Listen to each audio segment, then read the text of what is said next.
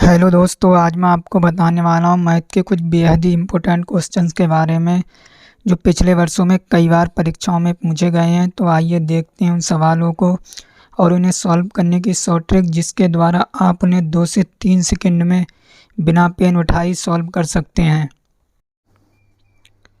हमारा पहला सवाल है cos theta plus sine theta बटे cos theta minus sine theta बराबर 8 है, तो कॉट थीटा का मान ज्ञात कीजिए। जब भी आपको ऐसा सवाल दिखाई दे तो आप इसे CND रूल से सॉल्व कीजिए। CND रूल, हमारा CND रूल होता है जो भी हमारा अंश है, अंश में हम एक बार हर को जोड़ेंगे और अंश से एक बार हर को घटाएंगे। तो हम उसी तरीके से इस सवाल को सॉल्व करते हैं।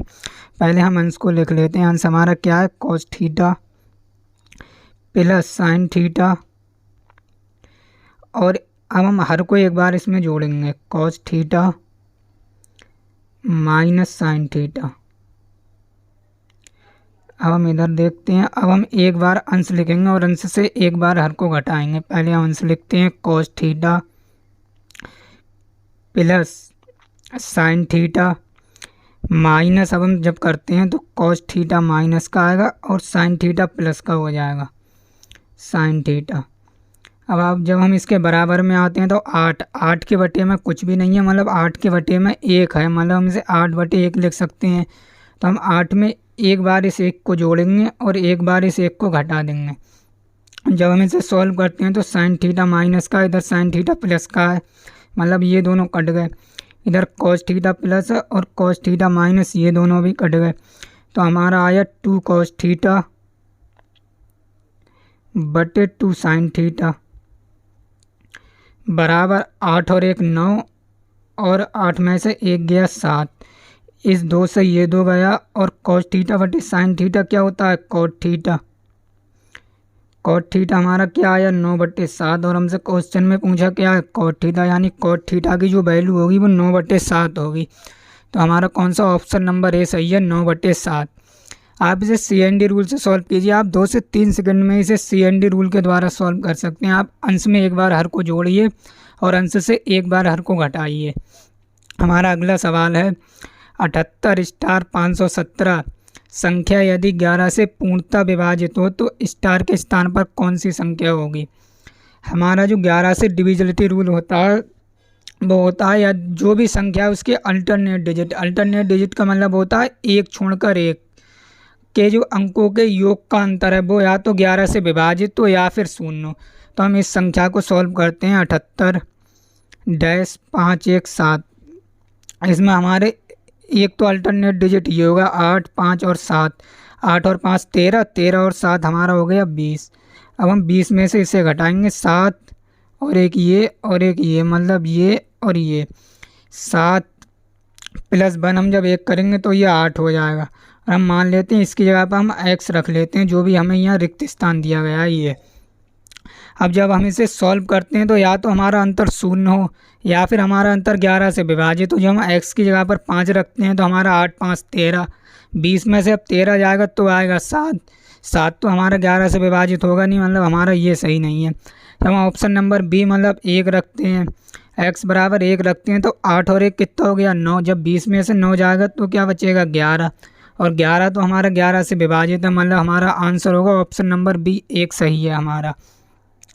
जो भी हमारे अल्टरनेट डिजिट होंगे उनका जो उनके योग का जो अंतर होगा वो या तो 11 से विभाजित होगा या फिर 0 होगा। तो हमारी पूरी संख्या 11 से विभाजित होगी। जब हमने इस प्रकार से इसे सॉल्व किया तो हमारा ऑप्शन नंबर बी सही है, 1। हमारा अगला सवाल है किसी संख्या को 893 से भाग देने पर शेषफल 193 आता है, इसी संख्या को 47 से भाग देने पर शेषफल क्या होगा। जो आपको ऐसा सवाल दिखाई दे तो आपको सबसे पहले नीचे वाली संख्या देखनी है। नीचे वाली संख्या क्या है, 47। अब आपको इस 47 से इस 893 को भाग देना है। जब हम 47 से 893 को भाग देते हैं तो ये हमारा 19 बार में चला जाता है। 19 बार हमारा 47 को हम 19 से गुणा करते हैं तो हमारा आता है 893। मतलब ये संख्या हमारी 47 से जो 893 है वो पूर्णतः विभाजित होगा। जब हमारी यहाँ दी गई संख्या इस संख्या को पूर्णतः विभाजित करे, कहने का मतलब है जब 47 893 को पूर्णतः विभाजित करे तो आप 47 से फिर इस वाली संख्या को भाग दे दीजिए, जो भी हमारा शेषफल आएगा वही आंसर होगा। जब हम 47 से 193 को भाग देते हैं तो 47 चौक हमारा होता है 188। तो हमारा आया यहाँ पर 5, हमारा शेषफल आया 5, यानी हमारा ये 5 ही आंसर होगा। हमारा कौन सा ऑप्शन सही है? ऑप्शन नंबर बी सही है, हमारा 5। जब भी आपको ऐसा सवाल दिखाई दे तो जो संख्या लास्ट में दी गई है उस लास्ट वाली संख्या से आप पहले वाली संख्या को भाग दीजिए। अगर ये वाली संख्या इस संख्या को पूर्णतः विभाजित करे तो फिर आप इस वाली संख्या से इस वाली संख्या को भाग दे दीजिए। जो भी हमारा शेषफल आएगा वही आंसर होगा। अगला सवाल है, एक कार्य को कुछ मजदूरों के द्वारा 100 दिनों में पूरा किया जा सकता है। यदि 10 मजदूरों की अनुपस्थिति के कारण यह 110 दिनों में पूर्ण किया गया तो मजदूरों की मूल संख्या थी। मैंने आपको एक सूत्र बताया था M1 D1 बराबर M2 D2। आप इस सवाल को इस सूत्र से ही सॉल्व कीजिए। हम मान लेते हैं हमारी मजदूरों की संख्या x थी प्रारंभ में, तो पहले मजदूरों की संख्या कितनी थी? x, यानी M1 का मान कितना है? x। और हमारा D1 का मान कितना है? 100। और हमारा M2 का मान कितना है? 10 मजदूर अनुपस्थित हो गए, यानी 10 मजदूर चले गए तो हमारे हम मजदूर कितने बचे? x minus 10। और हमारा D2 कितना है? 110। इस जीरो से इस वाले जीरो को काटिए, ये कितना आया? 10x। और इससे इसकी गुणा कीजिए 11x और माइनस के 110। 10 यहाँ जब आप इसे इधर को लाइए और इस वाली संख्या को इधर ले जाइए तो हमारा आएगा 11x माइनस 10x बराबर 110।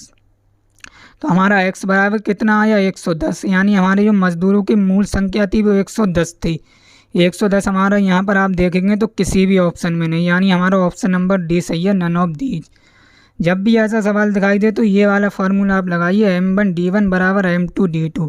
यहाँ जब हमें मजदूरों की संख्या नहीं दी गई थी तो हमने मजदूरों की संख्या यहाँ पर x मान ली और हमने इसे x मान के सॉल्व किया इस फार्मूले के द्वारा, तो हमारा x का मान आया 110, यानी हमारी जो मजदूरों की मूल संख्या थी वो 110 थी। हमारा अगला सवाल है, आपको ये समीकरण दी गई है, इस समीकरण को सॉल्व करना है।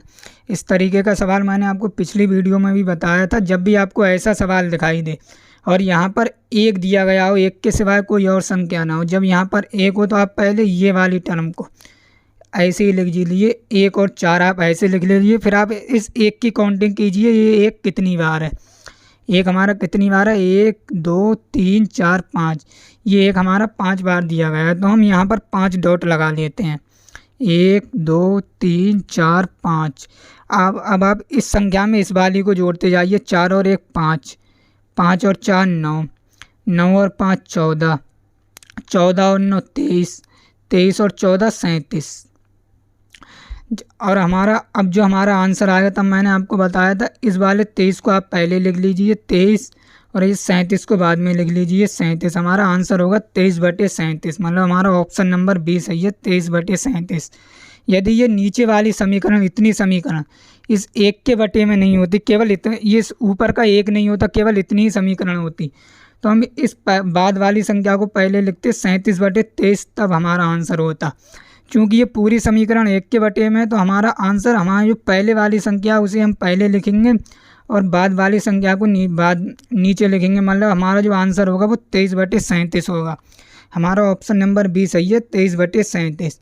जब भी आपको यहाँ पर केवल 1 दिखाई दे यहाँ प्लस में, तो आप इस 1 को गिनिए और इन नीचे वाले भाग को ऐसा ही लिख लीजिए और फिर उतने ही डॉट लगा लीजिए और इस बाद वाली संख्या में पहले वाली संख्या को जोड़ते जाइए। इसी प्रकार जो भी आंसर आएगा, जो भी पहले वाली संख्या आएगी आप उसे पहले लिख लीजिए और बाद वाली संख्या को नीचे लिख लीजिए और वही हमारा आंसर होगा। यहाँ पर 1 और 4 था, तो हमने 1 ऊपर था, 1 हमने पहले लिख लिया, 4 नीचे था, तो 4 हमने बाद में लिख लिया। जब हम इस 1 में 4 को जोड़ते हैं तो 5, अब फिर इस वाली में इसे 5 4 9 और 9 और 5 14, 14 और 23 37, और जब हमने इसे सॉल्व किया तो हमारा आंसर आया 23/37, यानी हमारा ऑप्शन नंबर बी सही है, 23/37। तो ये आज का हमारा आखिरी सवाल था।